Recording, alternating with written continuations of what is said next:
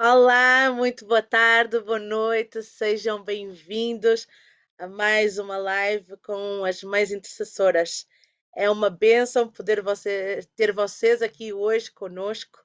Agradeço a Deus por cada um de vocês. Agradeço a Deus também às nossas visitas. Obrigada, Paula, por estar aqui conosco. Obrigada, irmão Henrique, por ter aceito mais uma vez estar aqui conosco. Agradeço desde já. Acredito que trouxe também família consigo, não é? Vejo aqui o irmão Mário Martires. É uma bênção estar aqui também. Que Deus o abençoe e que Deus abençoe cada um de vocês. Antes de nós começarmos então, vamos fazer então uma oração e depois eu passo a palavra então para o nosso irmão Henrique. Vamos então orar.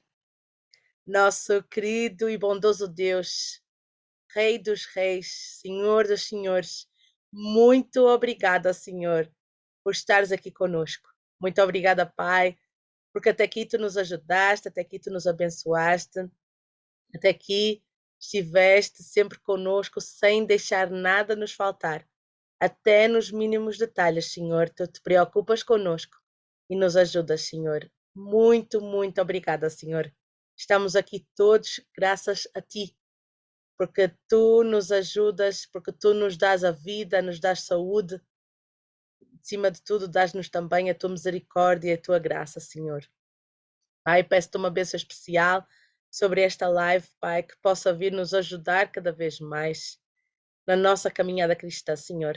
Que possas ser Tu agora a falar através do nosso querido irmão Henrique e que nós possamos ouvir, Senhor, e gravar as Suas palavras nos nossos corações, Pai. Ajuda-nos, Senhor, para que os nossos caráteres possam ser moldados, possam ser reavivados, Senhor, porque só assim nós poderemos estar um dia contigo no céu.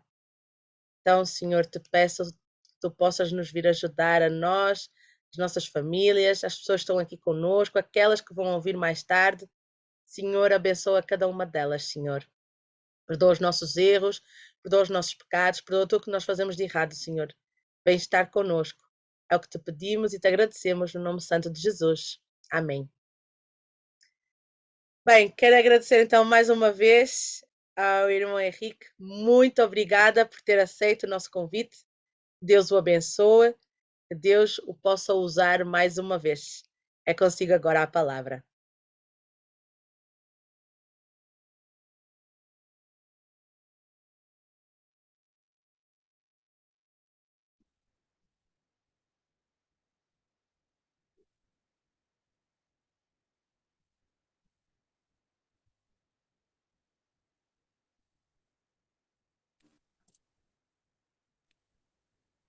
Não, não sei se me estão a ouvir. Sim, sim, estamos sim. Agora estão a ouvir. Sim. Pronto, é que isto é um bocado confuso aqui, porque eu não tenho acesso no computador. Não sei por que razão não tenho acesso. E então hoje não vamos ter a partilha do ecrã, não é? Vamos ficar só assim no celular, não é?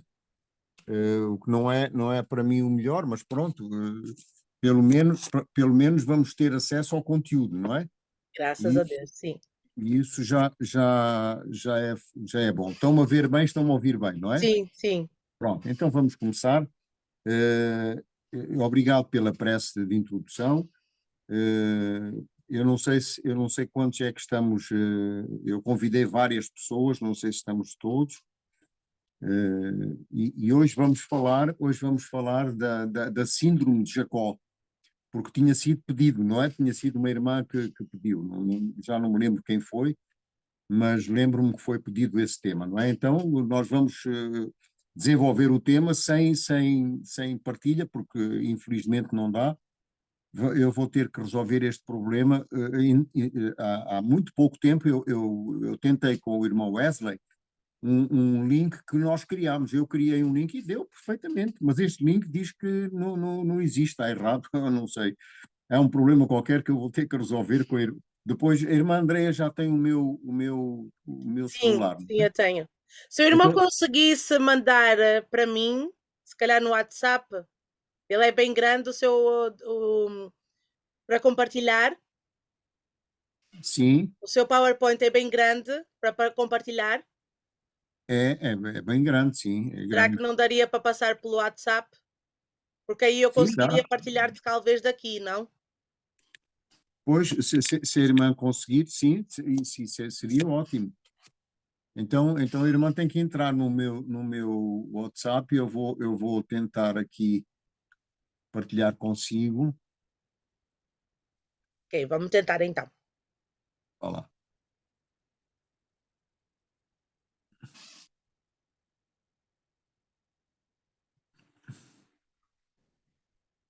Seria uma grande vantagem, não é?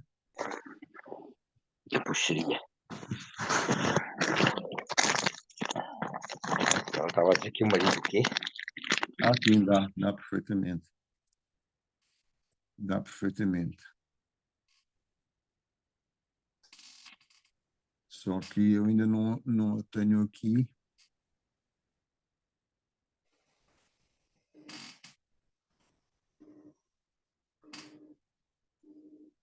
Irmão Henrique, faça-me um favor então. Envie para o irmão Wesley que ele consegue enviar para mim. Eu não consigo ver aqui o seu número agora. Pode ser, Wesley? Ah, pronto, ok. Então eu vou enviar E para o então Ed. depois ele já envia para mim e eu já tento entrar então aqui diretamente. Está bem, ok. Então vou Obrigada. enviar.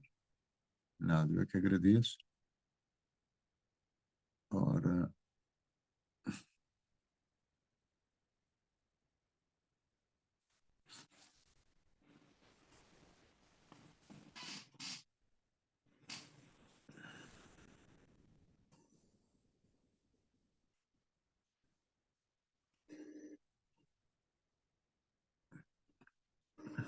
pronto, já foi.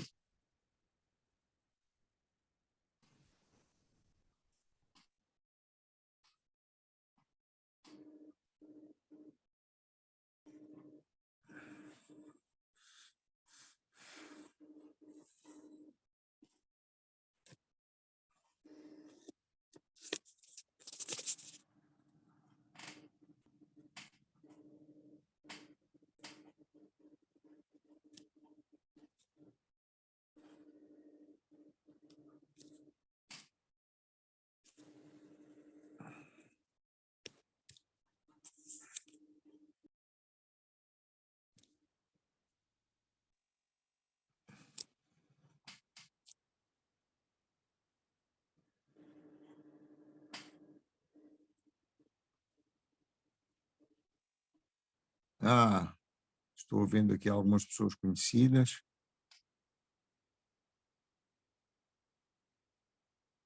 Esta coisa de tecnologia ainda tem aqui alguns problemas que eu não consigo resolver, não sei.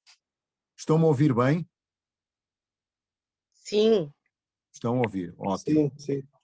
Então, sim. e agora tem que ser partilhado. Tem que ser partilhado pelo irmão Wesley. Eu vou tentar partilhar agora aqui. Um Está bem, minutinho. ótimo.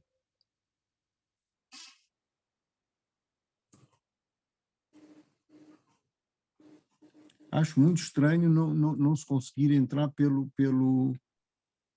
computador, acho muito estranho. Irmão Henrique, veja, todas as meninas entraram aí pelo computador, Sim, pelo celular, enfim. O link sempre foi o mesmo desde quando começou a sala. sim. Eu acredito ainda que seja aí alguma coisa, enfim, no seu Windows. Alguma atualização que não funciona bem, não é? Alguma atualização que não está funcionando. Alguma atualização, alguma... não sei se seria o caso. Eu acredito até que você já tenha feito tirar o zoom e colocar o zoom, apagar e colocar de novo. E já fez isso, né? Já fiz isso, já fiz isso. Mas a despeito disso tudo, não consigo, não percebo o que é que se passa, não é? Uhum. Pronto, eu não sei se a irmã conseguiu. Eu tenho ele, agora eu estou com dificuldade em colocá-lo para partilhar, porque mal ele abre, ele já abre na parte de visualização. Pois, e não Mas consegue partilhar assim, eu vou porque senão manda tentar. o outro. Senão manda o outro. Eu vou mandar para o irmão Wesley o outro que não abre assim. Ok, Só. por favor, então, porque ele já abre já como se fosse diretamente para compartilhar e depois eu já não consigo ter acesso Pois é, ao está bem, então eu computador. vou mandar André, o outro. Eu vou mandar Por o outro. É porque favor. André, este é PPSX e o outro é Sim? PPTX. André, você está no computador, né, amiga? Abriu direto do Sim, sim. computador. Sim, ele já abre diretamente como se fosse para fazer a apresentação. Só que depois, a partir daí, eu já não tenho acesso ao computador. Pronto, já enviei o outro. O outro já tem Obrigada. acesso. Nada.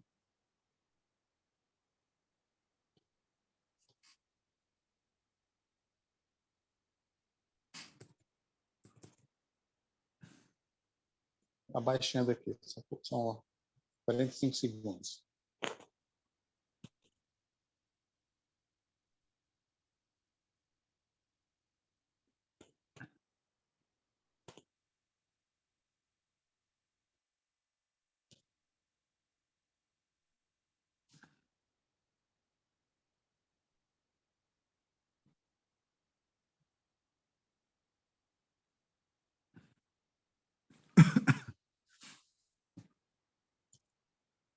O que é importante também é que estão a ouvir bem, não é? Estamos. Sim, Ótimo. graças a Deus. Isso também é importante. Isso também é importante. Irmã Henrique, você está pelo celular, né? Pelo celular? É pelo celular, sim. Ah, ótimo.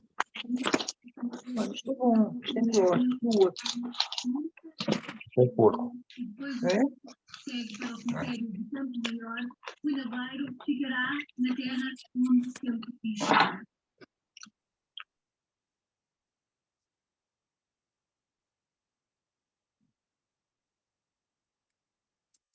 Quem é que está conosco aqui? A Ivânia? Não, agora eu vou pôr já em modo apresentação. Oi, Henrique, Ótimo. consigo agora. Consegue? Consegue ver? Pronto, está ótimo. Consigo, Tá está. ótimo, Consigo, André. Só está depois ótimo. só tem que me dizer depois só quando passar de slide, mas aí Ok, está bem. Pronto, então eu depois aviso, não é? Pronto, ok. Então vamos começar. Como os irmãos veem, aqui temos um título que é sugestivo, e o título é a Síndrome de Jacó, mas no contexto da ética da graça. Então, o que é que nós consideramos ética? O que é a ética da graça? A ética, e nós aqui temos dois modelos, o modelo da graça e o modelo da ética. Mas que não tem, não tem. Como? Saber bem, saber, mas ter não tem. Ivânia, faz-me um favor, desliga-me todos os microfones, tá? Tá. Eu já desligo. Ah, beleza. Pronto, ótimo. Então assim não há interferência, ok. Então nós aqui temos dois modelos, o modelo da ética e o modelo da graça. Para nós compreendermos a síndrome de Jacó, que é no fundo o medo das consequências de um determinado ato, não é? Somos confrontados sempre com estes dois modelos. O primeiro modelo da graça, que é o modelo moral, ou seja, a nossa responsabilidade para com Deus, que tem como consequência a nossa responsabilidade para com o próximo também. E nesta dualidade, nesta dicotomia entre a graça, que é moral, que vem de Deus, que revela a ação de Deus na nossa vida, a ação do Espírito Santo dirigindo os nossos pensamentos, dirigindo as nossas escolhas, dirigindo as nossas decisões, ela não pode dissociar-se da ética, porque senão fica incongruente, fica incoerente. A ética não pode ser dissociada da graça. Por quê? Porque a ética depende da graça. A graça é que produz a ética. O meu relacionamento com Deus é que vai produzir um relacionamento correto com o meu próximo. Pode passar?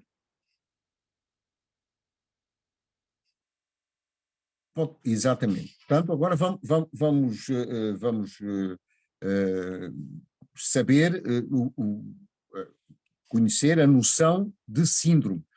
E síndrome, eu muitas vezes ouço dizer o síndrome, mas está errado. Síndrome é um nome feminino e, portanto, é sempre a síndrome e não o síndrome, a síndrome. E pode passar, irmã. Primeira noção, a noção médica. A noção médica, ela expõe um conjunto de sinais e sintomas, é definida desta forma, é um conjunto de sinais e sintomas que caracterizam uma doença. Portanto, todas as doenças são caracterizadas por um conjunto de sinais e sintomas. E ao apresentar esses sinais e sintomas, o médico é conduzido a um diagnóstico. Portanto, o diagnóstico depende das características dos sinais e sintomas, porque cada doença tem os seus sinais e sintomas diferentes. E por isso é que em medicina o que é mais complicado e o que é mais complexo não é prescrever medicamentos, é fazer o diagnóstico das doenças. Prescrever medicamentos qualquer pessoa prescreve, qualquer pessoa sabe medicamentos hoje em dia, com a evolução dos suplementos alimentares, toda a gente tem uma noção do que é bom para isto, o que é bom para aquilo, o que é útil para uma determinada patologia. Isso não é difícil. Saber o que prescrever não é complicado. Agora, 7 anos de medicina, mais 5 anos de especialização, é para fazer o diagnóstico, não para prescrever medicamentos. Não é? Medicamentos qualquer pessoa pode prescrever, mas o médico é o único capaz de diagnosticar corretamente por causa deste conjunto de sintomas e sinais que caracterizam as doenças. Pode passar mais para a frente, faz favor, vamos agora ver a noção simbólica. A noção simbólica, portanto, é o conjunto de sinais também e características, neste caso já não são sintomas, são características, que em associação com uma situação crítica são passíveis de gerar insegurança e medo. E nós já estamos a perceber que nesta noção simbólica de síndrome existem aqui 2 palavras que são fundamentais e que são digamos, o pilar daquilo que simbolicamente nós podemos considerar a síndrome, que é a palavra insegurança e a palavra medo. Ora, estas 2 palavras, insegurança e medo, que são sintomas, finalmente, não é? Mas são sintomas que têm uma representação simbólica, elas instalam-se e são assimiladas pelo nosso cérebro e pela nossa mente nos primeiros 5 anos de vida. Portanto, os primeiros 5 anos de vida, 6 anos, e para alguns escritores, para alguns cientistas e estudiosos no assunto, alguns acham que podemos ir até aos 7 anos de idade, 8 anos, digamos.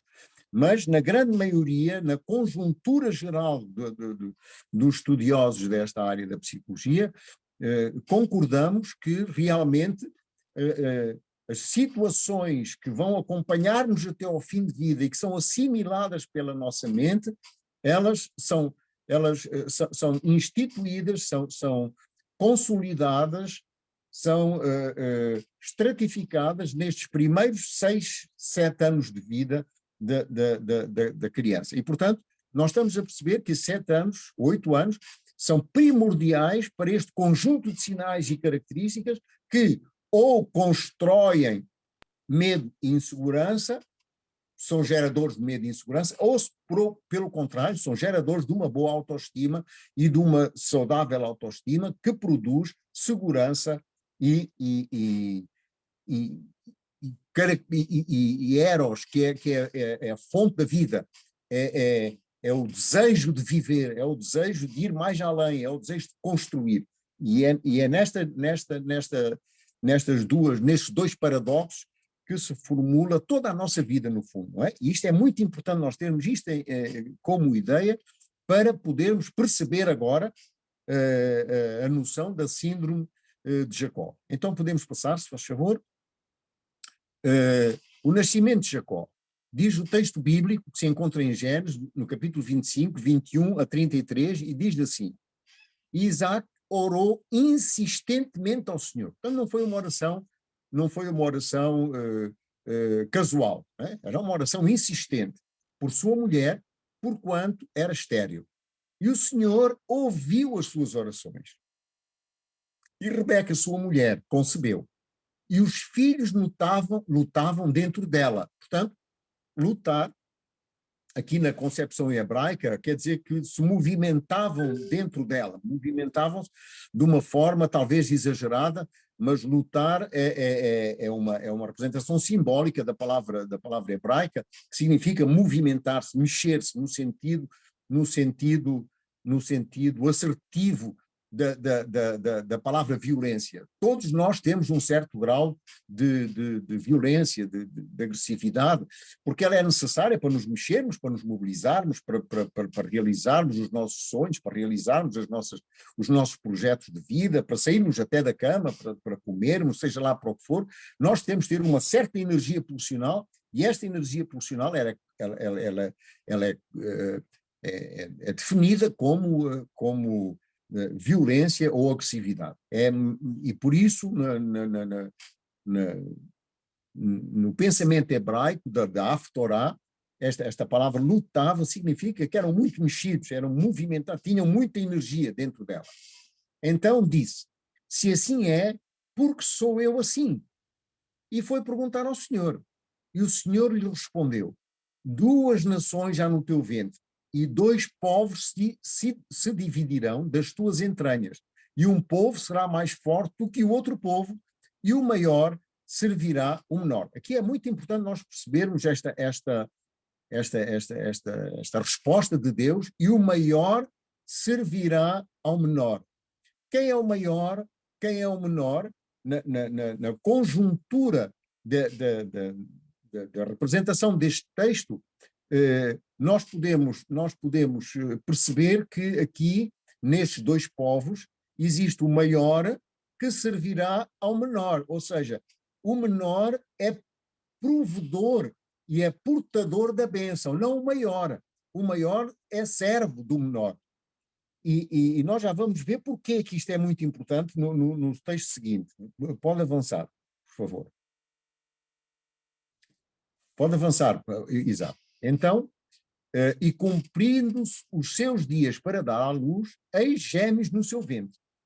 E saiu o primeiro ruivo e todo como um vestido de pelo. Por isso chamaram o seu nome Esaú. E depois saiu o seu irmão, agarrado seu calcanhar, agarrando sua mão ao calcanhar de Esaú. Por isso chamou o nome dele Jacó.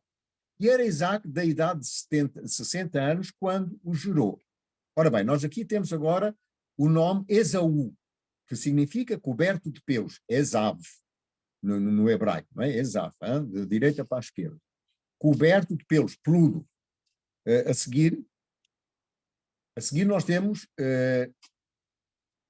o segundo, que é Jacob. Jacob, que significa suplantador, literalmente aquele que segura o calcanhar, não é? Jacob, aquele que segura o calcanhar. E deriva de uma raiz hebraica que é Yakev, que significa calcanhar, simplesmente, não é? Yakev. É interessante que Yaakov, ou Jacob, não é? Esta é a palavra hebraica que no grego foi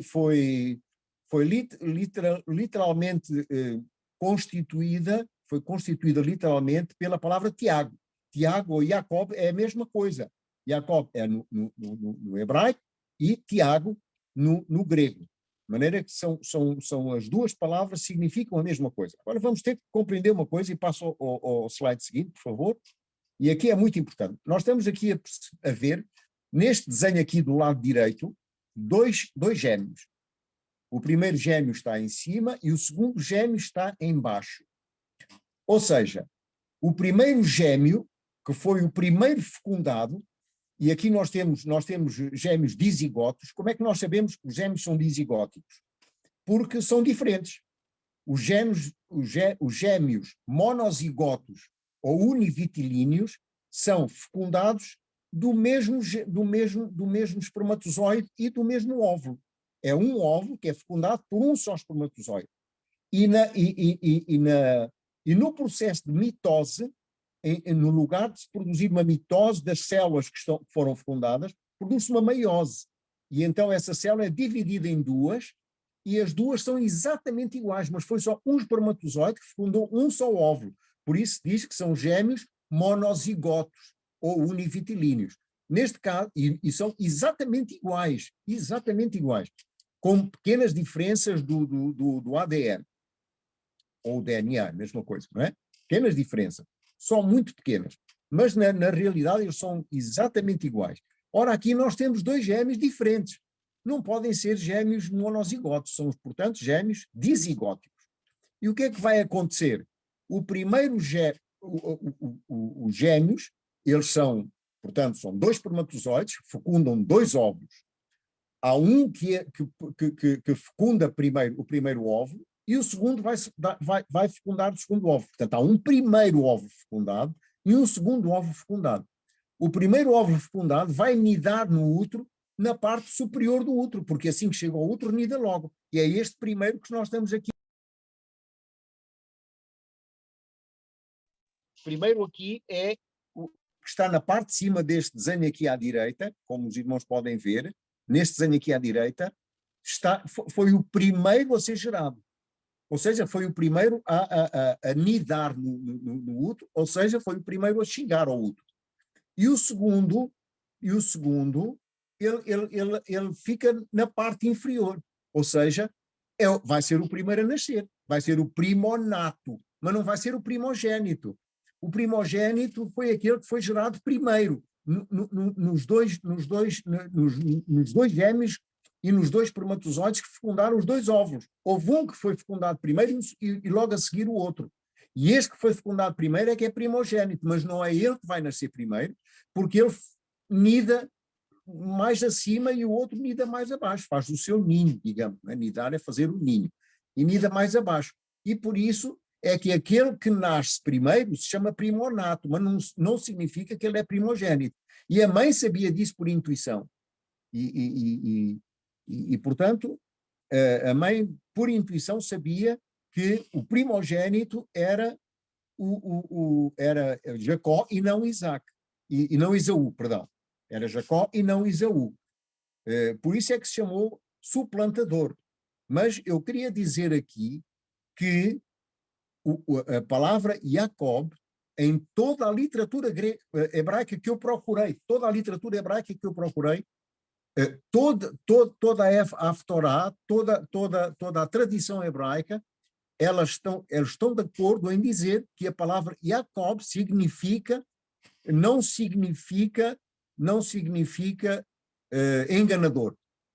Ele depois houve aí vários episódios no qual enganou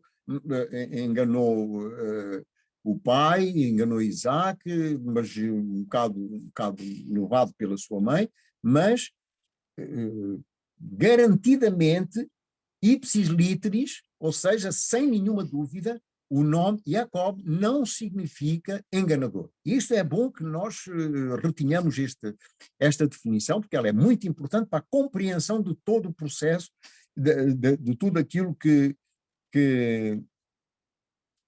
aconteceu depois na vida de Jacó.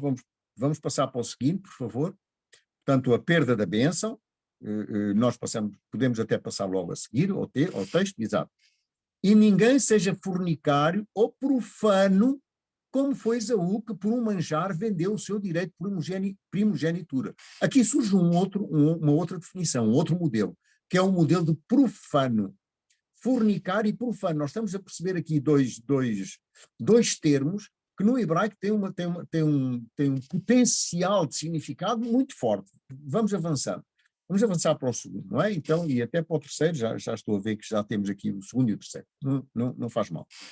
Portanto, desprezar privilégios espirituais para satisfazer desejos e ambições pessoais, ou seja, e já estamos aqui a perceber o que é que quer dizer fornicário.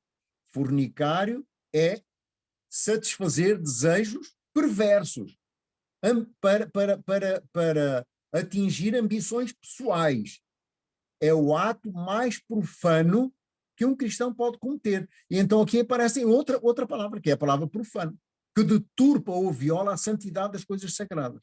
Portanto, quando nós, na nossa vida, deturpamos ou transportamos o nome de Deus de uma forma profana, significa que nós estamos a violar a santidade desse nome. Por isso é que o mandamento diz: não transportarás o nome do Senhor teu Deus em vão. Não diz: não terás o nome do Senhor teu Deus em vão. Ou não dirás o nome do Senhor teu Deus em vão. Não está lá isso. Nem no original, nem nas traduções das Bíblias. Não é? Não está lá. Embora esteja... não tomarás. Não tomarás significa não transportarás contigo. Não tomarás é não transportarás contigo. Porque quando eu digo que sou cristão, eu sou um ator no qual tenho muitas pessoas que me veem e que percebem aquilo que eu sou e aquilo que eu faço e aquilo que eu digo e a forma como eu estou e vivo na minha vida. E é isso aí que produz o mandamento: não transportarás o nome do Senhor teu Deus em vão. Porque Deus não tem como inocente aquele que transporta o seu nome em vão, porque deixamos o nome, porque deturpamos a santidade do nome de Deus quando o representamos mal na nossa vida, na nossa maneira de ser, na nossa forma de ser. Ora bem, eu agora aqui perdi um bocado. Já está aqui. Ok, muito bem. Então, a primogenitura, em que consistia a primogenitura? Ela dava direito, primeiro, de liderar a adoração a Deus e chefiar a família. Era um direito muito não só exigente, como, sobretudo, de uma enorme responsabilidade. E por essa responsabilidade, do facto de liderar a adoração a Deus, de ser o sacerdote do lar, eu tinha, portanto, essa responsabilidade de chefiar a família. Em segundo lugar, dupla porção da herança paterna. Tinha 2/3 da herança. E o outro terço era para todos era para todos os outros filhos, se houvessem mais, não é? Portanto, 2/3 da herança era do primogênito. Tinha direito à bênção do concerto, conforme Deus prometera a Abraão. Ou seja, a bênção que seria e nós encontramos isso em Gênesis capítulo 2, versículo 1 a 3, que seria que Deus ia fazer de Abraão uma grande família, uma grande nação, não é? No capítulo 12, versículo 1 a 3, nós podemos ler rapidamente, diz: ora, disse o Senhor a Abraão, sai da tua terra, da tua parentela, vai para a terra que te mostrarei, de ti farei uma grande nação, e te abençoarei, e te engrandecerei o nome. Sê tu, portanto, uma bênção, não é? Temos aqui duas coisas a considerar. Primeiro, a promessa, de ti farei uma grande nação, e depois a missão, sê tu uma bênção. Isto é uma responsabilidade para nós, porque ela tem uma representação escatológica, ela tem uma representação que atravessa todas as gerações e chega até nós. E então esta questão, ela propõe-nos uma responsabilidade a nós mesmos. E a pergunta que nós temos que fazer é: sou eu uma grande nação? Ou seja, sou eu um cristão verdadeiro que engrandece o nome de Deus, neste sentido? E sou eu fiel à minha missão? Qual é a minha missão? Qual é o meu dom? Que dom é que Deus me deu? Como é que eu posso exercer este dom de uma forma honesta, de uma forma franca, de uma forma leal para com os dons que Deus me dá? Por isso é que um dia Deus vai me perguntar: o que é que tu fizeste da bênção que eu te dei? O que é que tu fizeste da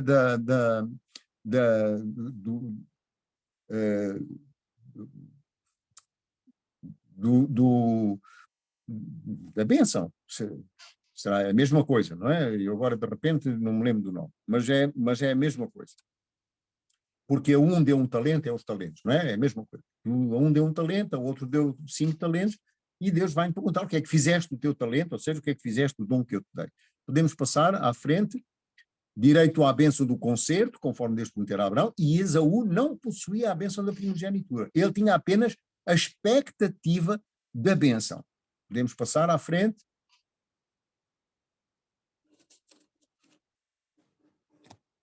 Exatamente. A lealdade dos valores cristãos. As coisas materiais que são visíveis, as coisas terrenas, aquelas que fazem parte da nossa vida presente, aquelas que são imediatas e temporárias, são geralmente mais valorizadas do que as bênçãos espirituais, que são invisíveis, são celestiais, são futuras e são eternas. Porque elas são desprovidas de qualquer coisa palpável. Elas são, por isso, difíceis de integrar, difíceis de assimilar na nossa mente e são mais sujeitas a desprezar, mais sujeitas à profanação, aquilo que nós vimos primeiro. Podemos avançar? Portanto, diante da proposta de Jacó, Esaú tomou a sua decisão. Essa aqui nós temos aqui uma frase que é importantíssima para nós. Diante de uma proposta, seja ela qual for, nós temos que tomar uma decisão. E a decisão só se toma face a escolhas. Eu não posso tomar uma decisão de uma só situação. Tem que haver pelo menos duas ou mais situações para eu escolher entre as duas e decidir qual das duas é que eu vou tomar. Portanto, Esaú tomou sua decisão, assim como nós somos responsáveis pelas decisões que nós tomamos a cada momento na nossa vida, pelas decisões que nós tomamos face às situações que a vida nos impõe. E ele fez a sua escolha, manifestando o seu caráter e sua vontade. Deus não interferiu, como Deus não interfere nas nossas decisões e nas nossas escolhas. Nós somos responsáveis por elas, mas Deus não interfere nelas. Nem antes, nem depois. No pleno exercício do livre-arbítrio, os homens determinam o seu destino. O livre-arbítrio é a capacidade que Deus nos deu de escolher livremente a nossa vida e tomarmos decisões que são, só temos dois tipos de decisões a tomar face a todas as escolhas que a vida nos impõe. Ou são escolhas sensatas, e as escolhas sensatas, quando pesadas na balança, são achadas na graça, ou escolhas insensatas. E as escolhas insensatas pesadas na balança, um dia diante de Deus, elas são achadas em falta. Portanto, nós só temos estas duas hipóteses face às nossas decisões, face ao livre-arbítrio. Nós somos livres de escolher aquilo que nós queremos. Deus é cavalheiro, ele não é intrusivo. Ele não vai obrigar-nos a nada, nem vai induzir as nossas decisões. Somos nós que as tomamos. Mas um dia nós vamos ser confrontados ou com a graça ou com a falta. Então é isso que nós temos que ter em consideração quando nós somos confrontados com o livre-arbítrio. A seguir, decisões rápidas e aparentemente simples podem mudar o rumo da história pessoal e familiar. Quantas decisões nós tomamos na nossa vida que aparentemente eram simples, não tinham repercussão imediata, mas que tiveram mais tarde uma influência particular e profunda em toda a história da nossa vida, no percurso da nossa vida, e isto é muito importante nós entendermos que as nossas escolhas, elas são livres. Deus nos deu a liberdade de escolher. Quando Adão e Eva se encontram no paraíso, eles tiveram a oportunidade de escolher. Eles tiveram toda a oportunidade e toda a liberdade de escolha, mas depois tinham que assumir a responsabilidade das suas escolhas, bem como nós, não é? A seguir, a vida só dá sentido à existência quando ela é abençoada por Deus através dos dons que constituem os fatores favoráveis para o serviço e cuidado aos outros. Portanto, eu posso estar vivo só pelo facto de estar vivo, mas não existo. A vida só dá sentido à existência quando ela produz fatores de serviço aos outros. E esta é a questão primordial, esta é a questão vital para cada um de nós. Será que eu estou a servir aos outros? Será que na minha vida eu vivo uma vida, uma existência de egoísmo, de autocentrismo,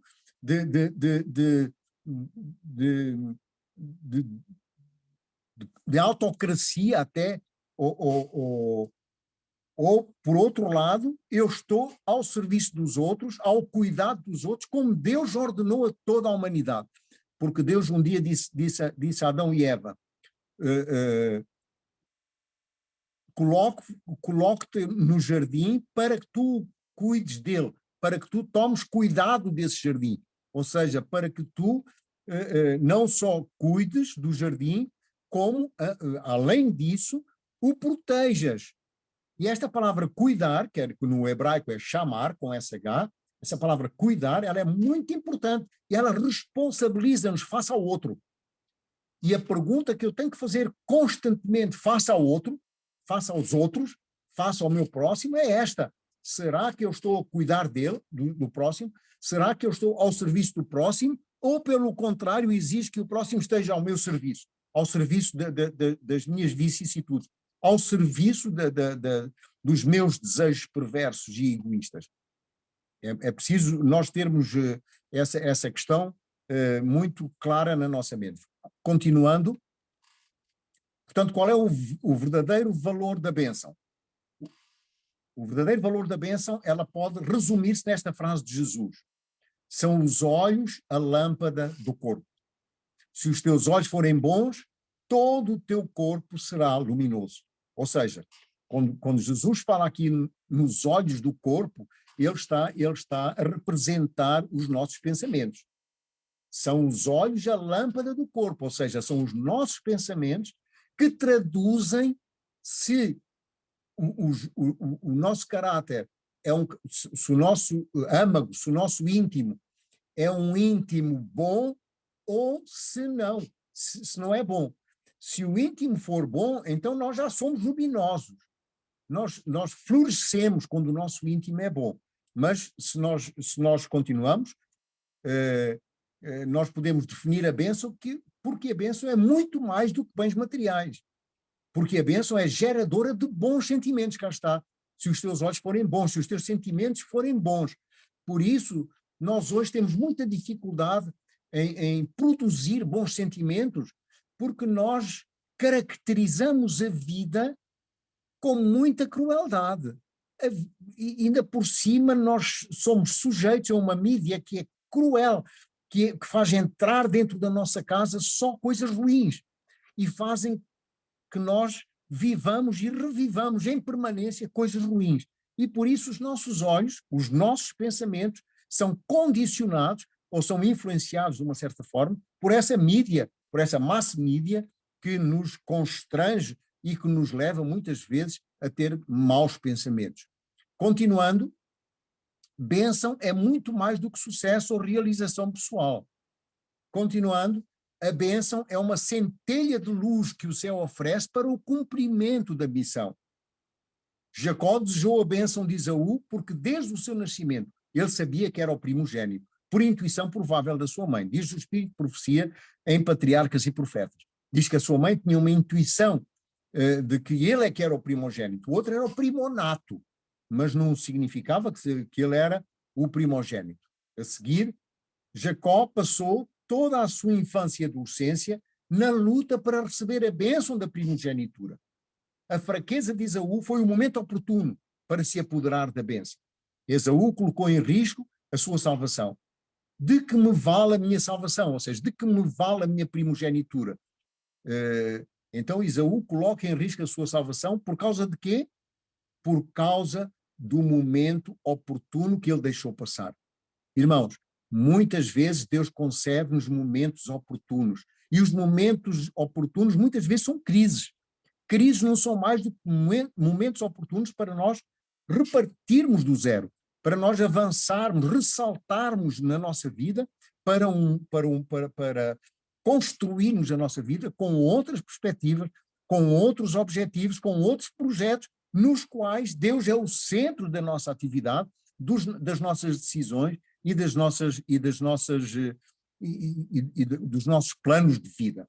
Por isso, irmãos, o momento oportuno, no grego é a palavra kairos, que é uma palavra que está em contraposição à palavra kronos. A palavra kronos é onde nós vivemos. O ser humano vive num espaço cronos, num espaço-tempo, não é? É um espaço-tempo, não é um espaço só, é um espaço-tempo, que é o espaço cronos, que é o espaço de 24 horas. Nós não podemos nem ir para além, nem vir. Não podemos anteceder os acontecimentos, nem avançar nos acontecimentos. Eles aparecem a cada momento na nossa vida e nós estamos limitados neste tempo cronos, mas Deus não está limitado. Os tempos de Deus são sempre kairos, e no tempo oportuno suscitou Deus, etc, etc. Portanto, Deus sempre funciona neste tempo oportuno. E é isso que nós temos que perceber, e muitas vezes nós temos dificuldade em perceber, porque Deus permite que crises passem pela nossa vida. Deus permite que muitas vezes situações difíceis passem pela nossa vida, porque Ele quer simplesmente que nós recomecemos de novo e que nós recomecemos com pensamentos mais saudáveis, com pensamentos mais puros e com pensamentos mais que nos levam a um florescimento mental muito mais evidente. Por isso é que quando José teve os 2 filhos, ele colocou o nome do primeiro filho, Manassés, e do segundo filho, Efraim. E Manassés significa esquecer, e Efraim significa florescer. Então, cada vez que ele olhava para os filhos, ele dizia: eu tenho que esquecer de esquecer, porque se eu não esquecer de esquecer, eu não posso florescer. Quando ele olhava para os filhos, ele tinha a convicção de que ele tinha que esquecer aquilo que se tinha passado. E para poder florescer, tinha que arrancar a cada momento oportuno que Deus lhe apresentava. A seguir, o valor da educação no lar. Podemos pôr a seguir exatamente. Jacó sabia que era o preferido da mãe. Esaú também sabia isso. Assim como todos sabiam que Esaú era o preferido do pai. Isso gerou no seio da família um ambiente de super competição.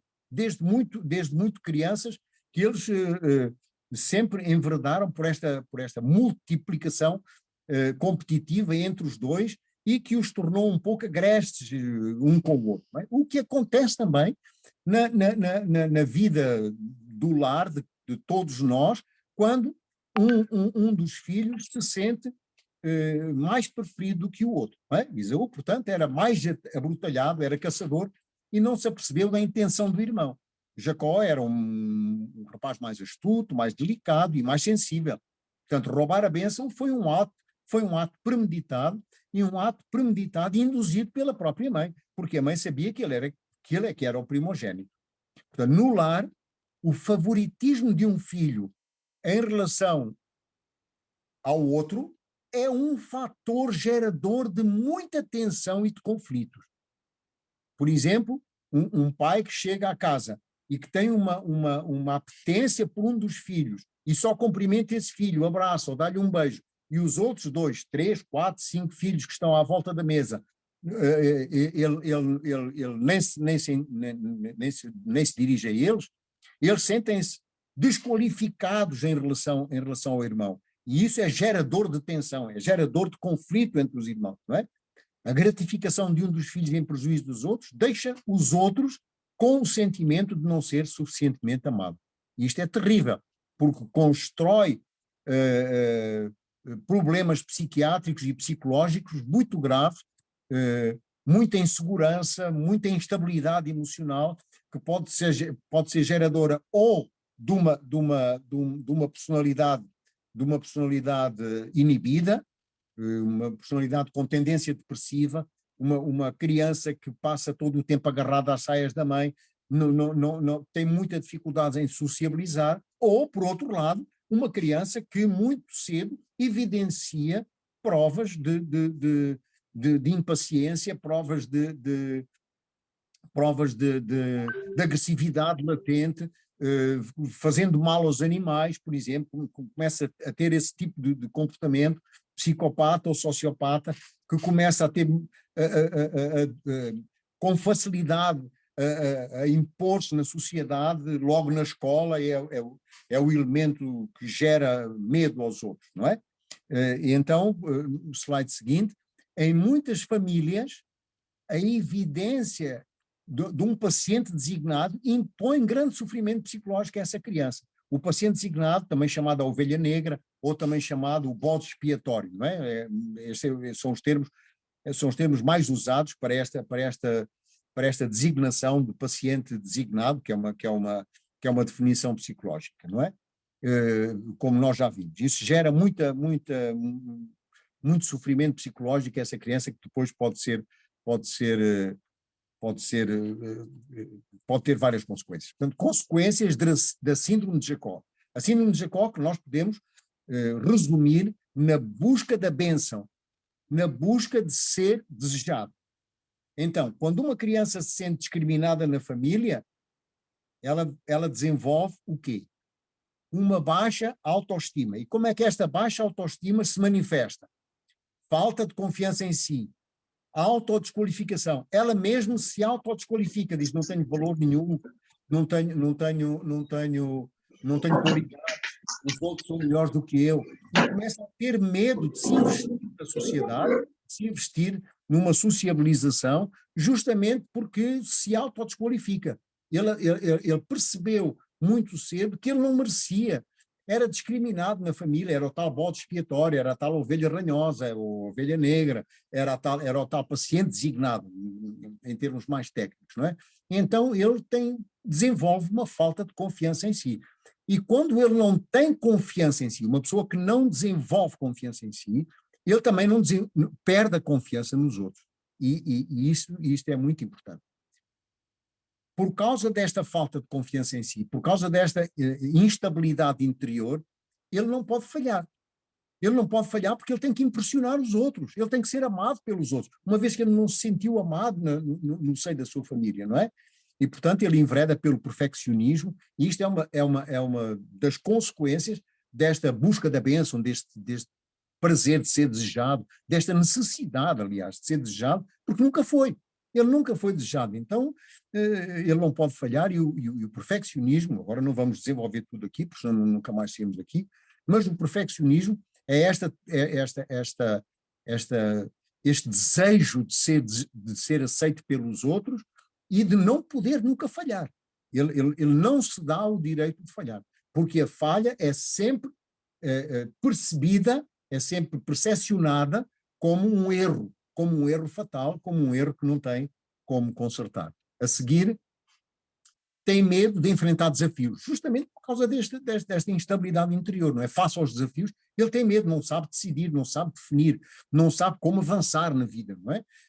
Exatamente como acontecia nestes dois irmãos, que depois a própria mãe é que teve que dizer a Jacó: olha, foge para a casa de Labão, para a casa do teu tio, porque senão o teu irmão pode fazer mal. E ele foi para a casa do tio, e depois, quando veio, mais tarde, 20 anos mais tarde, ele vinha cheio de medo, com muito medo do irmão. Consequência desta desconfiança de si mesmo.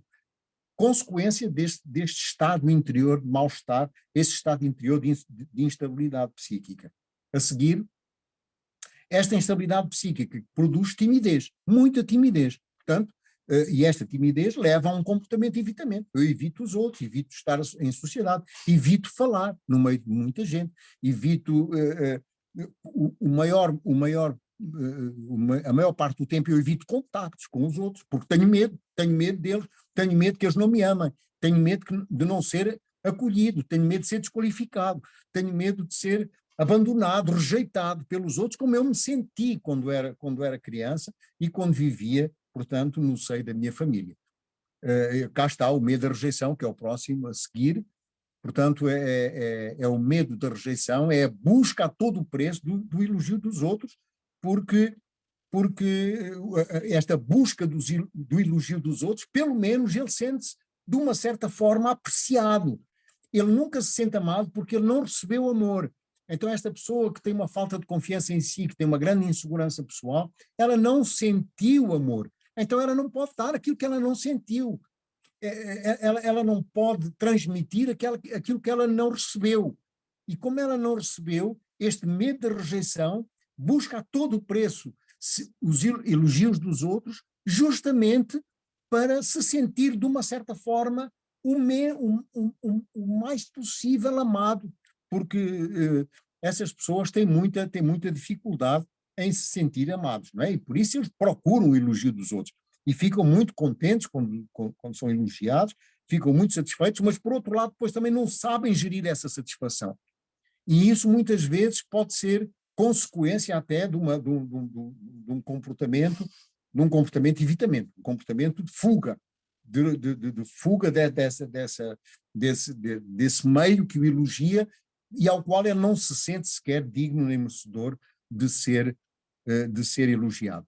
E por falar em digno e merecedor, eu gostava de abrir aqui um parênteses e fechar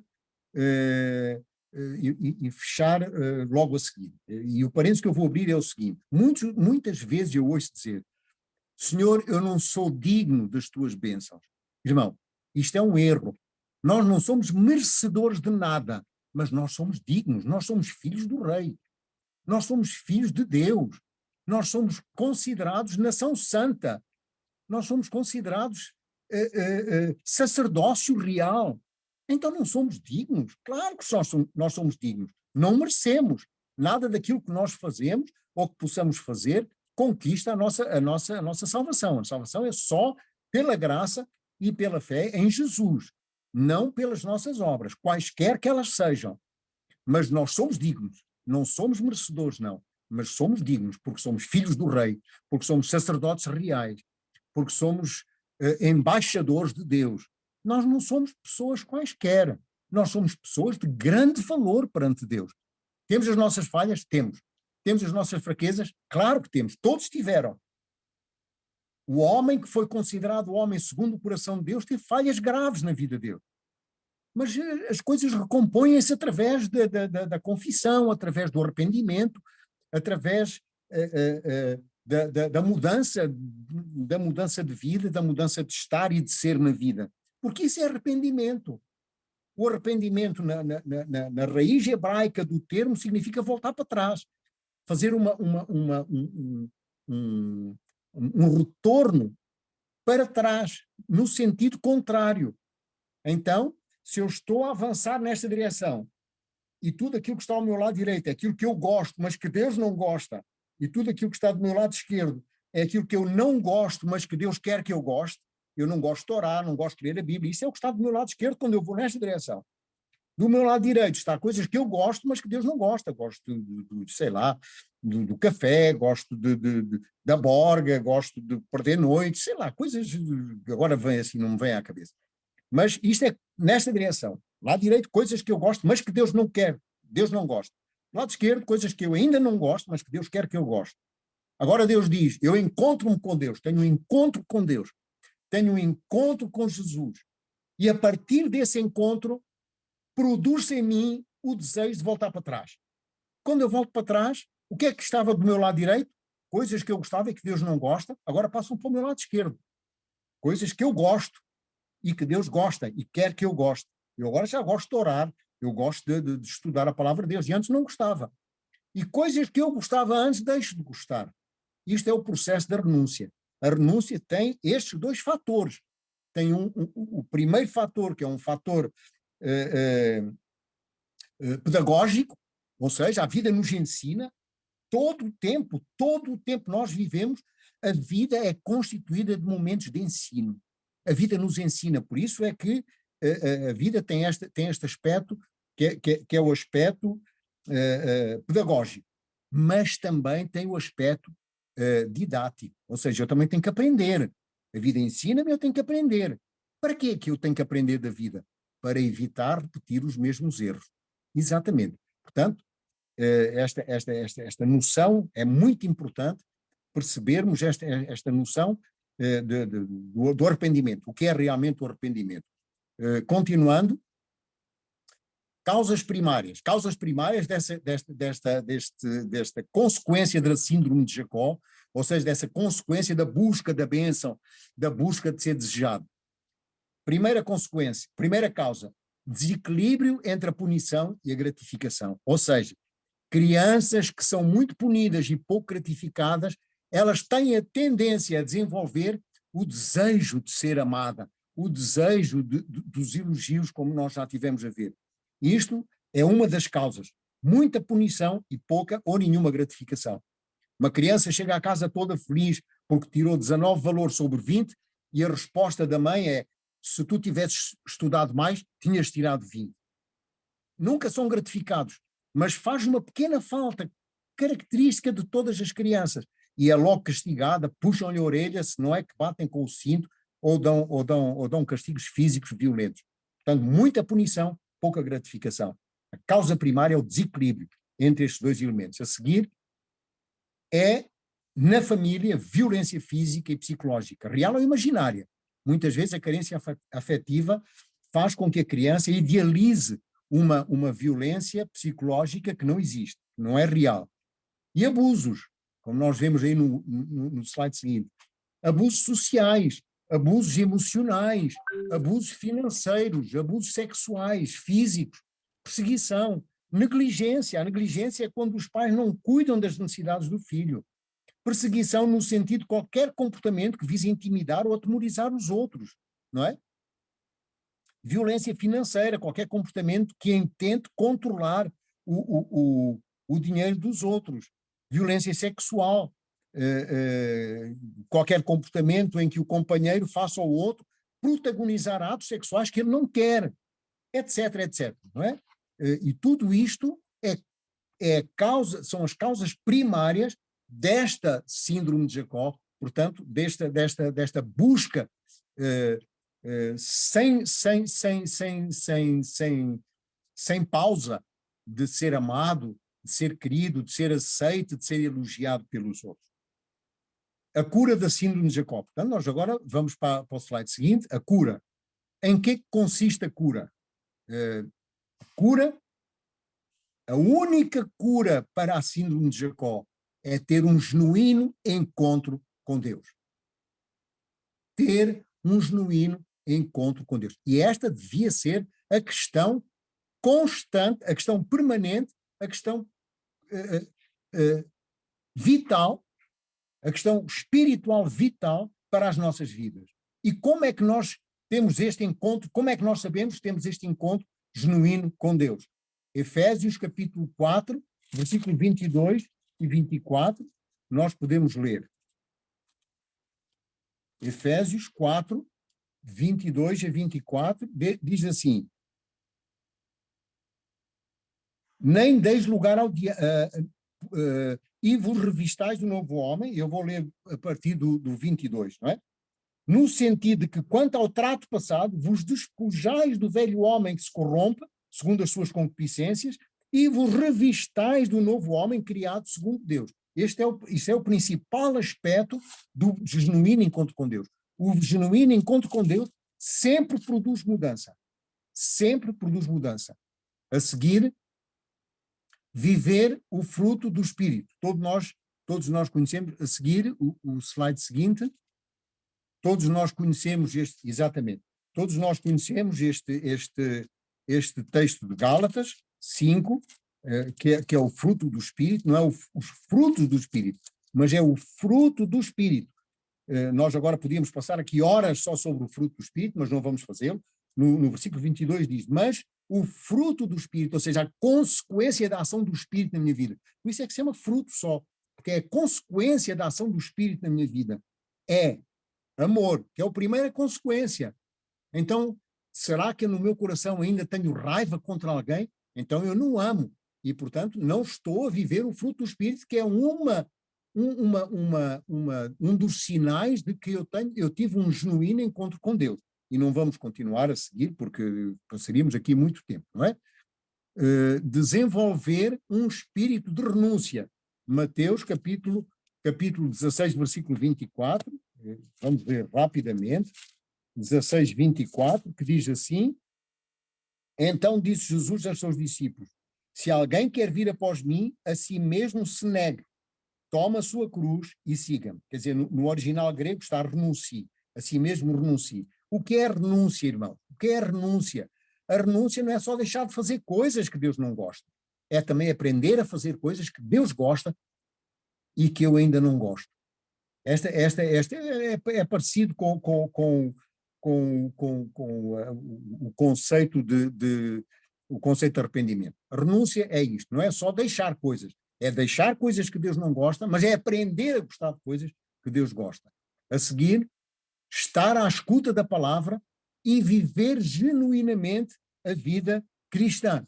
Lucas 6, 47 e 48, e nós já estamos quase a acabar, 47 e 48, diz assim: todo aquele que vem a mim e ouve as minhas palavras e as pratica, eu vos mostro a quem ele é semelhante. Portanto, é semelhante ao homem que constrói a sua casa na rocha.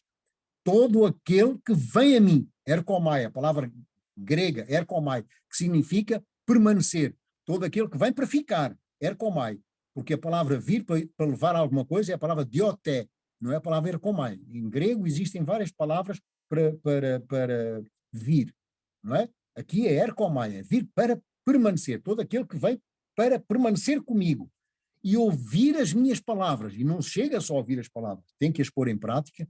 Então esse é considerado aquele que teve um encontro genuíno com Deus. A seguir, desenvolver um estado interior de perdão. Um estado interior de perdão. Mateus capítulo 5, versículo 23 e 20, capítulo 23 e 24, que diz assim: se pois ao trazeres ao altar a tua oferta, ali te lembrar de que teu irmão tem alguma coisa contra ti, deixa perante o altar a tua oferta. Vai primeiro conciliar-te com o teu irmão e então voltando faz a tua oferta. Ou seja, quando nós vamos à igreja, portanto, aqui tem uma dimensão muito, muito particular, aqui tem uma dimensão simbólica muito particular. Quando nós vamos à igreja, existe mesmo um texto que diz: quem te disse a ti, quem te deu ordem para entrar sequer nos átrios da casa do Senhor? Portanto, nós temos que ter cuidado. Quando entramos, nós temos que pensar, muito antes de fazermos a nossa oferta, muito antes de cantarmos os hinos, muito antes de nos ajoelharmos para fazermos a oração. Nós temos que pensar, tem alguém contra mim? Está em Mateus, mas em Marcos diz, se tens alguma coisa contra alguém. Temos aqui dois textos que se complementam. Um que diz, se na tua mente vier a ideia de que alguém tem alguma coisa contra ti, então deixa aí a tua oferta. Não entres sequer na igreja, vai primeiro conciliar. Ou então, no segundo caso de Marcos, quando nós temos alguma coisa contra alguém. Atingir a perfeição na ótica de Deus. Que perfeição é esta? A ótica de Deus, a perfeição na ótica de Deus, ou seja, quando diz sede perfeitos como perfeito é o vosso Pai que está no céu, está num contexto. E qual é esse contexto? É orar por aqueles que nos aborrecem, amar aqueles que não nos amam, é saudar aqueles que nos fazem mal. Portanto, é neste contexto que nós somos perfeitos. Portanto, a perfeição, ela consolida-se na minha relação com o outro, no meu relacionamento com o outro. Se o meu relacionamento com o outro tem brechas, eu sou responsável por curar essas brechas. A Bíblia me responsabiliza, porque tu és reparador de brechas. A Bíblia me responsabiliza como reparador de brechas. A seguir, caracterizar a vida num espírito de submissão a Deus. Tiago 4:7. Nós temos que caracterizar a vida num espírito de permanente submissão a Deus. Tiago, capítulo 4, versículo 7, que diz assim: sujeitai-vos, portanto, a Deus, mas resisti ao diabo e ele fugirá de vós. Portanto, sujeitar-se a Deus é este espírito de submissão à vontade de Deus. Deus diz, não faz, eu não faço. Diz, não bebas, eu não bebo. Não vás, eu não vou. É esse espírito que nós temos que desenvolver e que é revelador de um genuíno encontro com Deus. A seguir, viver uma vida de humildade e mansidão. 1 Pedro 3:4 e outros textos, não é? Eu só estou aqui a mostrar alguns textos, mas existem muitos outros textos. 1 Pedro 3:4, nós podemos ler assim. 3:4 diz: seja, porém, o homem interior de coração unido ao incorruptível traje de um espírito manso e tranquilo, que é de grande valor diante de Deus. Será que eu tenho um espírito tranquilo e manso?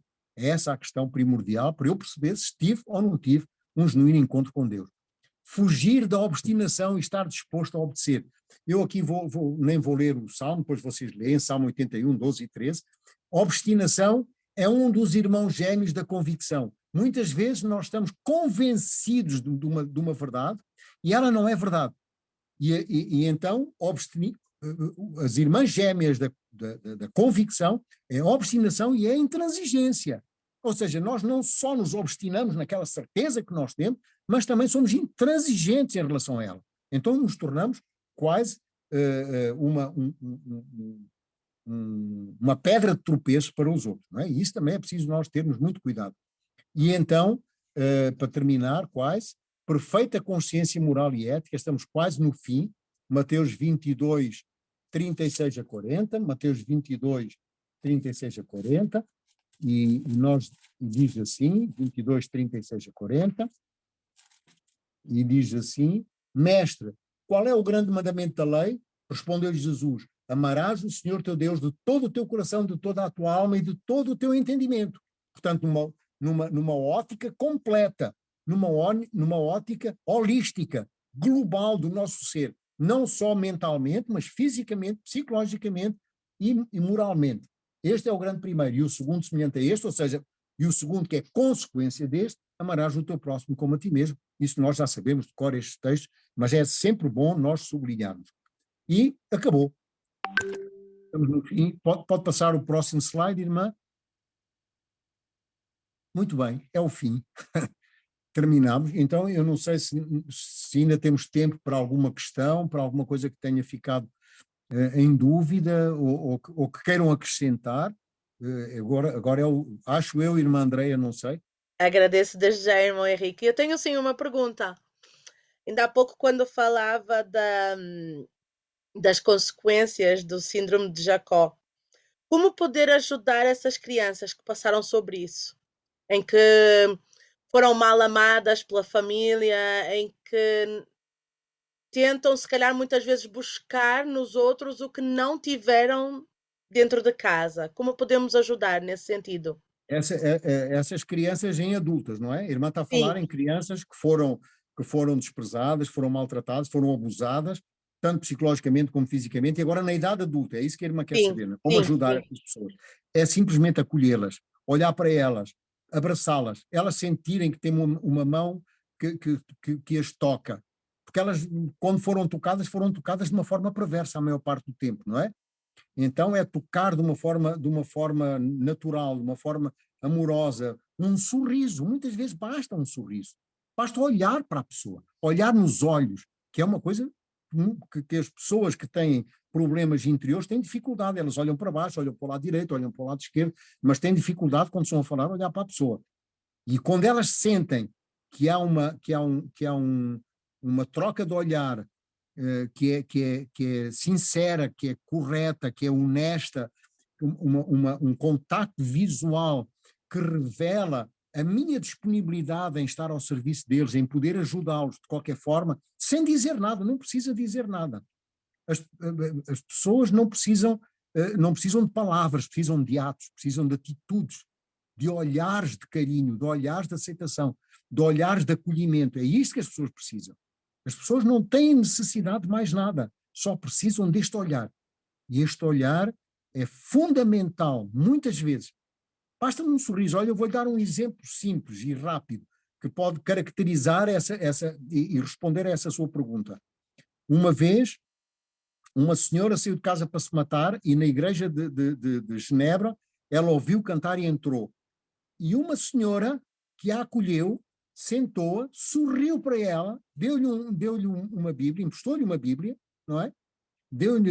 Emprestou-lhe uma Bíblia, depois, quando ela teve tempo, foi para o lado dela, sentou-se, e durante o culto ela abria a Bíblia para a pessoa, e ela não se matou. Não só não se matou, como hoje é uma pessoa batizada na igreja. Portanto, havia uma coisa simples, um acolhimento simples, é isso que as pessoas precisam. As pessoas instáveis, as pessoas inseguras, elas precisam de ser acolhidas e acolhidas em todo o sentido deste modelo. Acolher não é só estar ali, é também elas perceberem que são importantes para nós, elas perceberem que são importantes aos nossos olhos. É isso. tem muitas outras valências, claro, não é? Oi, irmão Henrique, peço desculpa, boa noite. Eu gostaria também de fazer Boa uma noite. pergunta. Eu já coloquei uma questão no chat, mas diante dessa sua fala surgiu uma outra dúvida. Quando nos deparamos com uma situação dessa, de ter que acolher, de olhar com amor, de fazer tudo aquilo que é necessário para que a pessoa sinta-se amada e acolhida, isso é sinônimo de que temos que fazer tudo o que essa pessoa quer, para que ela sinta-se Não. sempre assim, porque eu tenho tido experiência em situações que a pessoa não sabe receber um não. Quando é contrariada, pronto, aquilo é o fim do mundo, né? Então, eu queria que o senhor nos ajudasse a perceber e como lidar com uma situação assim. Obrigada. Exatamente. Muito, não tem Depois que... tem lá outra pergunta no chat. Obrigada, com licença. Faça favor. O importante é a pessoa perceber que esse não é um não perentório, é um não franco, é um não sincero, é um não honesto. E não é um não para contrariar.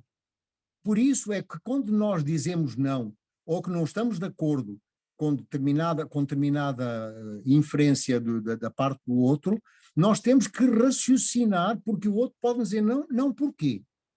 E então nós temos que ter palavras certas, palavras amorosas, justamente para podermos responder de uma forma afirmativa, de uma forma assertiva, ao facto de que aquele não tinha uma razão de ser.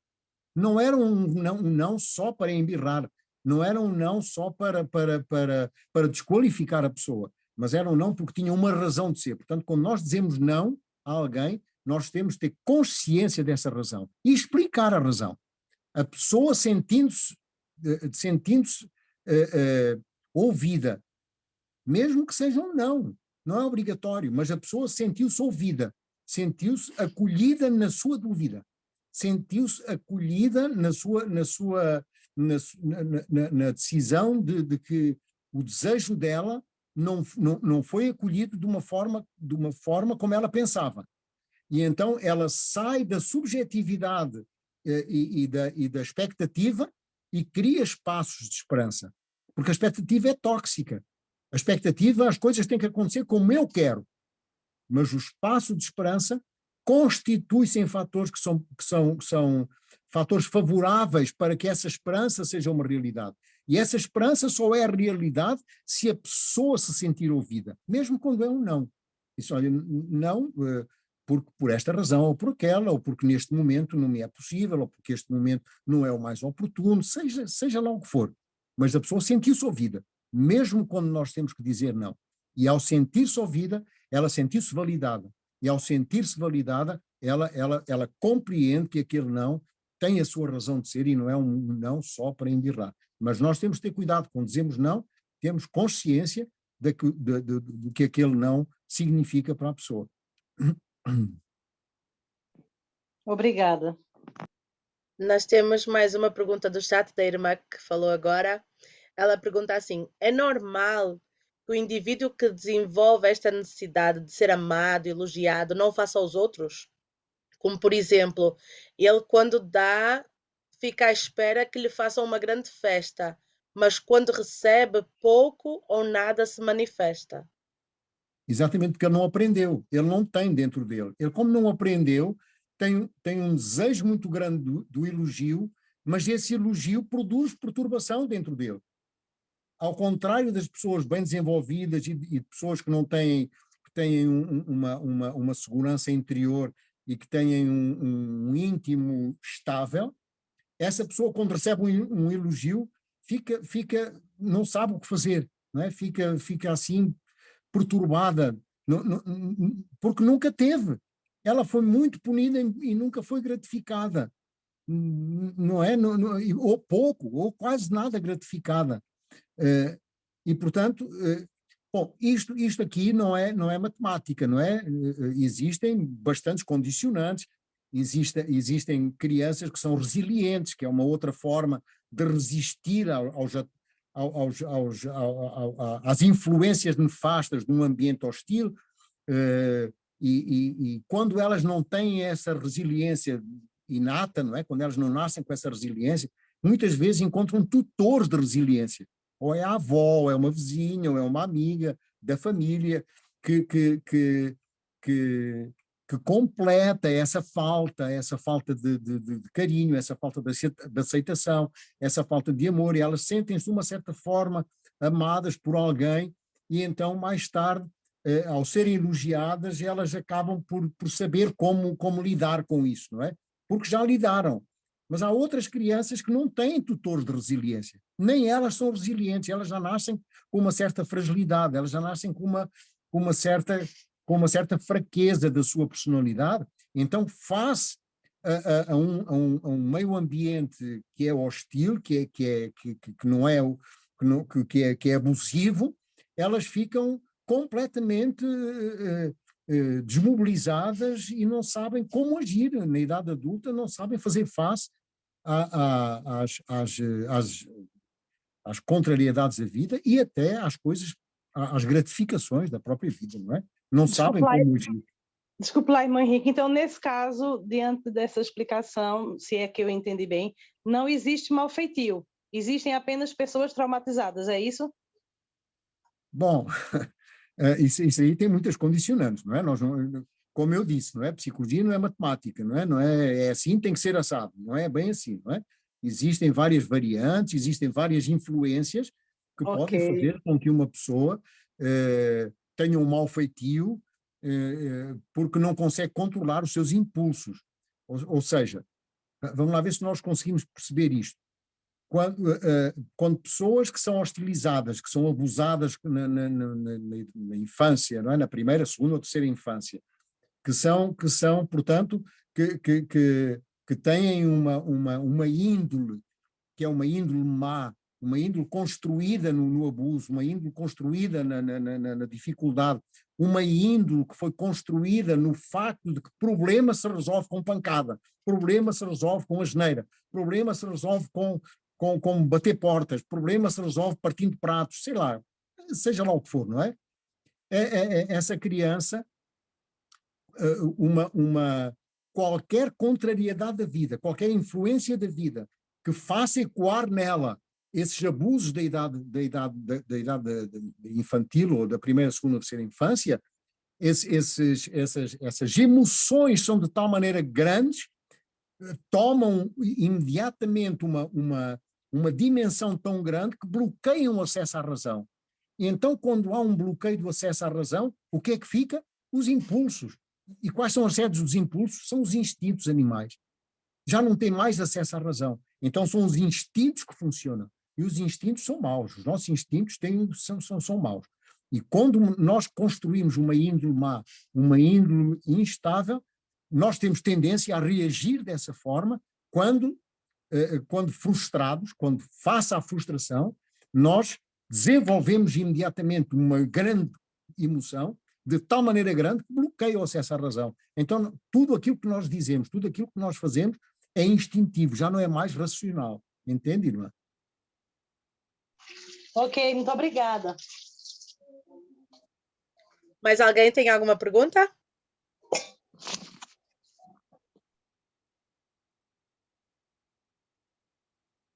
Bom, então não havendo, naturalmente vamos terminar, não é, irmã Andréia?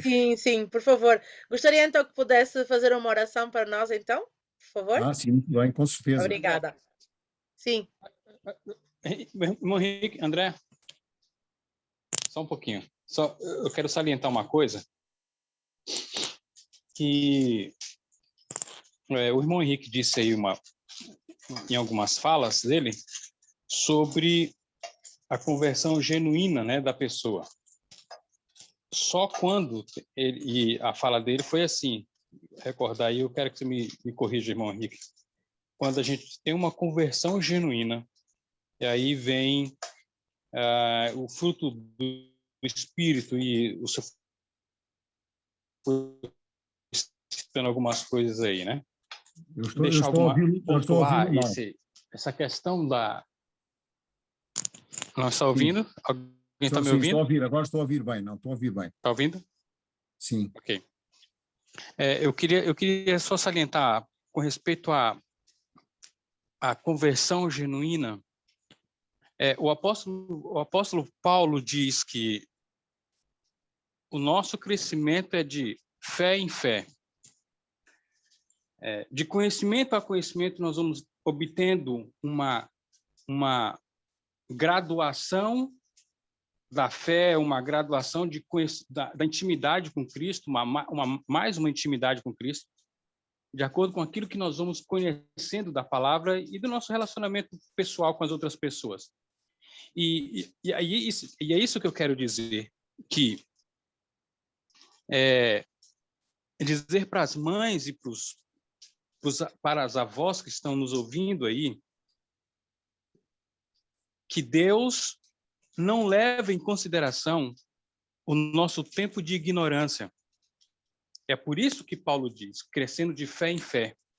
Então, o conhecimento que você obteve hoje, não é para você, querida amiga, amigo, sabe, ficar com relação à educação dos filhos, eu estou dizendo. Não é para você ficar se bater na cabeça, literalmente assim, na parede, que você educou mal o seu filho, e etc. O seu neto, a má influência, etc.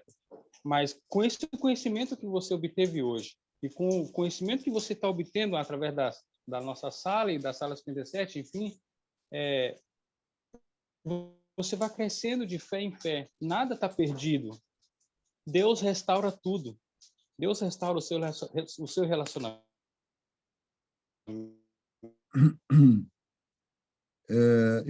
Olha, deixámos de ouvir. Que foi mal orientado, que foi até abusado. Eu queria salientar isso, irmão Henrique, para as avós e para os avós e para os pais da sala, é que ainda há esperança para nós termos uma conversa.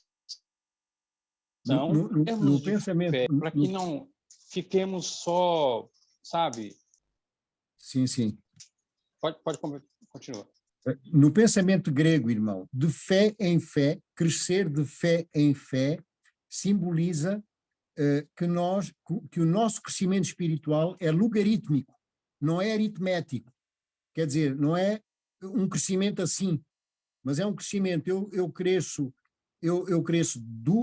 3 degraus e caio 1, mas já subi 2. Eu cresço mais 3 degraus, caio 1, mas já subi 4. Entende? O nosso crescimento ele prevê que haja momentos de queda, momentos de fraqueza, momentos em que nós retrocedemos, mas continuamos sempre a subir. E nesta tendência logarítmica de crescimento é que nós atingimos a salvação através da graça de Cristo. Porque é a graça de Cristo que nos levanta cada vez que nós caímos. É sempre a graça de Cristo. Olha que benção essa colocação do irmão Henrique agora, para frisar mais sobre o crescimento nosso, do que obtivemos hoje de aprendizado e do que vamos conhecer amanhã e daqui uma semana, e enfim, caímos. E pode ser que em uma dessas quedas a gente magoe alguém. Exatamente. Mas a gente já subiu os 2 degraus e a gente volta e pede perdão, como o senhor salientou aí, e assim vamos crescendo. E assim é o nosso relacionamento com a família, e assim é o relacionamento com os irmãos, e a gente vai crescendo. E é dessa forma mesmo, Henrique. Amém, exatamente, é isso mesmo. Muito bem. Eu agradeço. A irmã Dulcineia queria dizer alguma coisa, irmão. Sim, ela está. Sim. Olha, irmão Henrique, era só para agradecer. Eu sugeri o tema, era só mesmo para dizer que você trouxe mesmo o tema muito abrangente, trouxe a explicação através da Bíblia, não é? Os fatores, as perguntas pendentes mesmo, que está à tona agora na nossa atualidade, né? Sobre esses desvios comportamentais que você falou. Você trouxe a explicação muito de uma forma muito sucinta e que abarca. Eu não sabia, tipo, eu sempre aprendi que Jacó foi o enganador, mas você trouxe outra vertente, não é? E que me abriu o leque, não é, do entendimento. E isso também faz explicar mesmo. Você não falou do narcisismo em si, que está à tona agora nas mídias, não é? Narcisismo e psicopatia, mas a síndrome de Jacó tem essa essência, não é? A pessoa querer validação, o olhar para si, não é? Então, opa, muito bem, irmão. E é muita coisa que eu depois precisarei de ouvir novamente. Você falou na parte final ali, a parte da convicção, não é? Tem a obstinação e outra parte eu não apanhei, não sei se quer... Intransigência. Ok. Esses são os dois irmãos gêmeos da convicção. Quando nós estamos convencidos de alguma coisa, e por isso é que Deus diz: o meu povo vai se perder por falta de conhecimento, não de convicção. Porque a dúvida é que leva ao conhecimento, não é a convicção.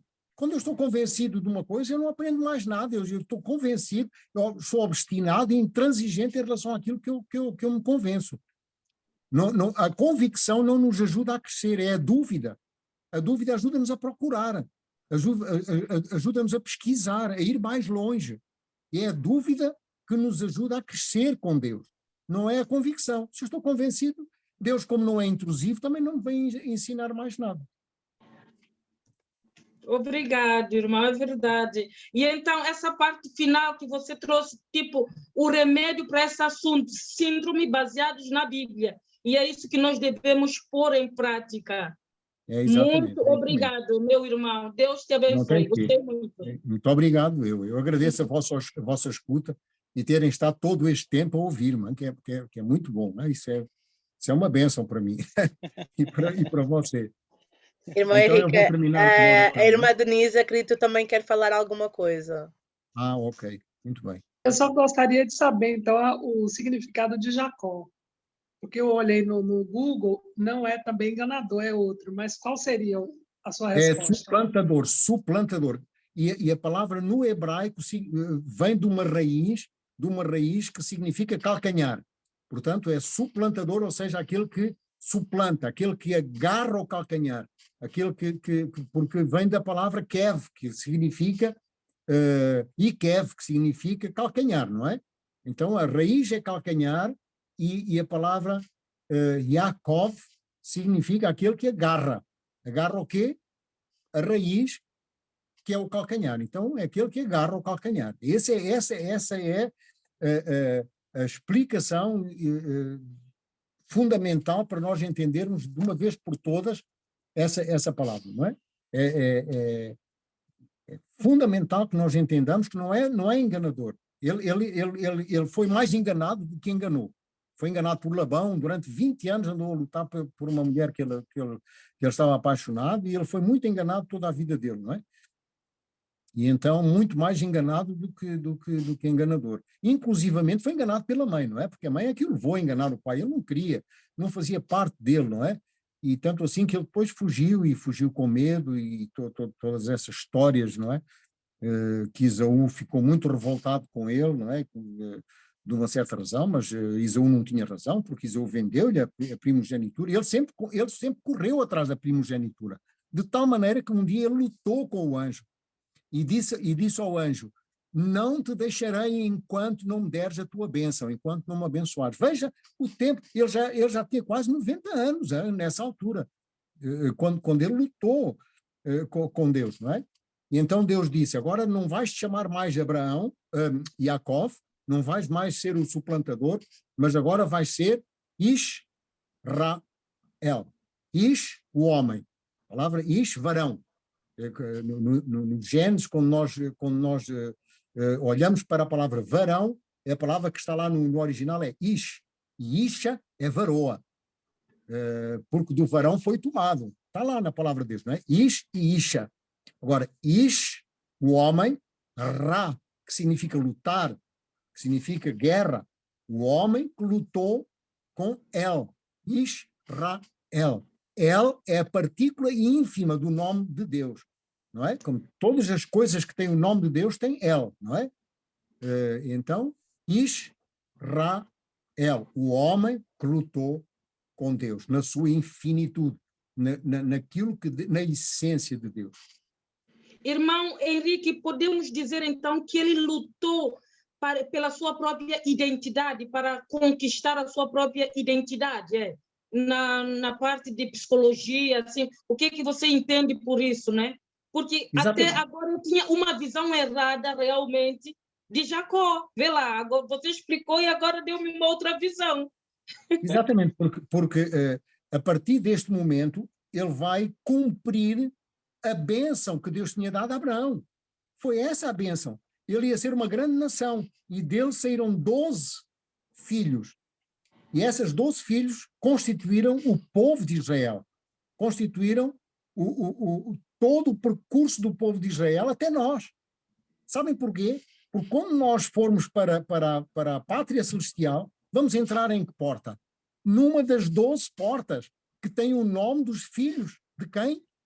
De Jacó, de Israel. Portanto, está a ver? A bênção foi tal, a bênção que Deus deu foi tal, ele integrou a bênção de Abraão de tal maneira que ela atravessa todas as gerações até ao momento da salvação. Nós vamos entrar por uma porta, nós não sabemos qual, não é? Por uma das portas, das 12 portas. Que portas são essas? São as 12 tribos de Israel. E por cima de cada porta tem o nome de um dos filhos de Israel, deste homem que lutou com Deus. Israel. Um homem que lutou com Deus, e por essa razão ele não deixou o anjo ir embora sem o abençoar. Aqui o anjo Elohim, que pode ser também considerado Deus, não é? Na sua essência tripartida, mas este anjo que lutou, que neste caso foi considerado como Deus, não é? Ele estabelece naquele momento a bênção de Abraão, e ele dá continuidade à bênção de Abraão, até a salvação final. E eu vi agora o pensamento das 12 tribos. No Apocalipse é dito que Adão foi suprimida, então entrou um outro. Eu acho que isso vai dar também dá para um outro tópico. Por que a tribo de Adão foi suprimida, não é? O que é que significa Adão, irmã? Está a ver? Agora nós não sabemos. Tribo de Adão. Danita. Sim, a tribo de Dan, exatamente, a tribo de Dan. Exato. Mas a tribo de Dan é uma das partículas ínfimas da palavra Adão. Adam. E Adam tem duas palavras, Aleph e Dam. Dan, de onde vem a palavra Dan. Aleph significa Deus, é o princípio. Aleph é a primeira palavra do alfabeto hebraico. Aleph. Ela escreve-se assim, não sei se conseguem ver, Aleph, está aqui, está a ver? Aleph, é esta palavra aqui, é a primeira palavra do alfabeto hebraico. E a palavra Aleph significa a parte moral, a parte divina. E Dam significa terra. Então, pó, significa pó. Então Deus disse, no princípio, quando criou Adão, deu-lhe o nome de Adão, era Deus e o homem numa harmonia perfeita. Por isso é que a letra hebraica de Aleph se começa sempre a escrever com um traço de cima para baixo. E depois 2 vírgulas, uma para cima e outra para baixo. Significa que há uma dimensão moral, uma dimensão divina, que está intimamente ligada à dimensão carnal, à dimensão terrestre, à dimensão de pó. Não é? Depois do pecado, esta ligação foi cortada. Não é? E Jesus na cruz, Jesus veio unir esta falta, esta dificuldade, esta desarmonia que houve entre a parte divina, a parte de Deus, e a parte do homem que é pó. Não é? Por isso Deus, no princípio, disse, agora és pó e em pó te tornarás. És Adam e em Dam te tornarás. Tirou-lhe a palavra Aleph. E a palavra Dan, que era a tribo mais pequena de Israel, não é? E Benjamim, essa tribo simplesmente chamava-se pó, terra, não é? Era a parte da natureza humana, da natureza pecaminosa, não é? Era a identificação da natureza pecaminosa, não é? Mas disseram que eles eram muito mexeriqueiros, né? E epa, Isso hoje em dia é o que não falta, irmã. Mexeriqueiros é o que não falta hoje em dia, não é? E queriam pôr-se no lugar de Deus, por isso é que Deus suprimiu a tribo de Adão e foi substituída por uma outra, acho que foi Manassés, não sei, um dos filhos de José, foi o que depois entrou, não é? Efraim. Aham, entrou. Irmã, se nós vamos entrar por aí, não saímos daqui hoje, não? Está-se bem. A irmã depois diga à irmã Andréia qual é o tema, vocês se combinam entre vocês, se quiserem, é só propor-me e eu estou aqui presente para desenvolver o tema que os irmãos pedirem, tá bom? Para mim não há problema. Hein? Eu amanhã tenho um outro grupo, que é um grupo que estamos a estudar os 10 mandamentos neste momento, e nós estamos a estudar o problema não matarás, e nesse não matarás, que tem muita coisa, nós estamos a estudar os 8 remédios da natureza, para que nós não matemos o nosso próprio corpo. Então é muito interessante, nós estamos, amanhã vamos tratar da água. A água é muito importante, e não vamos ter tempo talvez de terminar toda a hora só na água. É muito importante, hein, a água. E se vocês quiserem, estão todos convidados, eu vou deixar o link com a irmã Andréia, para Sim. nós podermos... E já tivemos a semana passada já algumas mais connosco, então foi muito bom, muito bom. Eu não muito consegui bem, assistir ótimo. todo, tinha uma reunião Sim. da igreja, mas o que eu assisti foi realmente uma bênção também. Muito bom. Muito bem, muito obrigado. Seja uma bênção para todos nós. Boa noite, boa noite. Irmão Henrique, só queria perguntar uma coisa. Eu queria primeiro agradecer por esse grande esclarecimento. Eu tenho algumas dúvidas, muitas perguntas, mas é melhor não fazer hoje.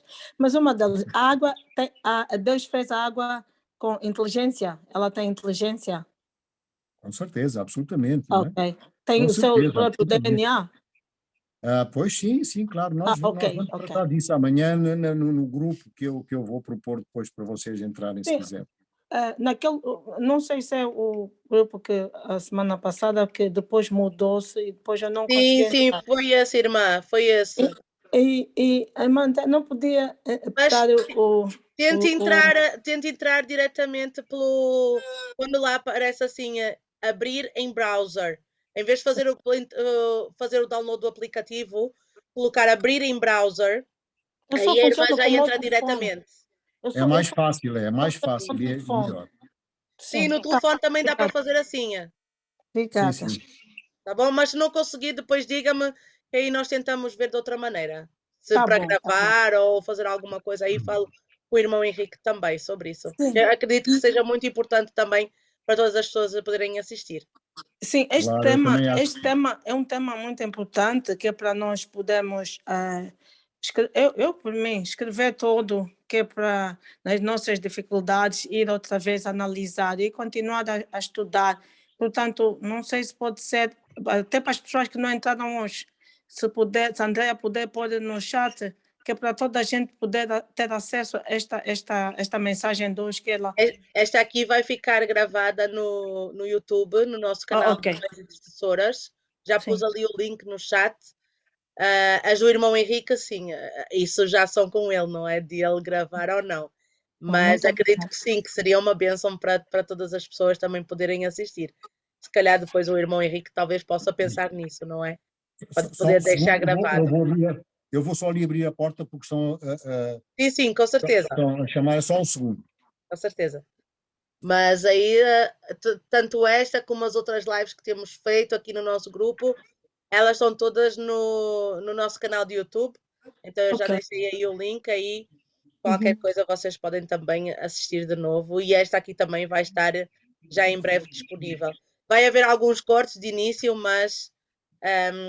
quando já estiver lá disponível, eu já mando depois também mensagem lá no grupo e toda a gente depois pode também aceder. Tá. É que esse link desse site é gratuito. Aqui no Zoom é pago, não é? De maneira que aquele e tem sido muito, muito bom aquele grupo. Sim. Pronto, então vamos podemos orar? então fazer, sim, por favor. Obrigada. Pronto.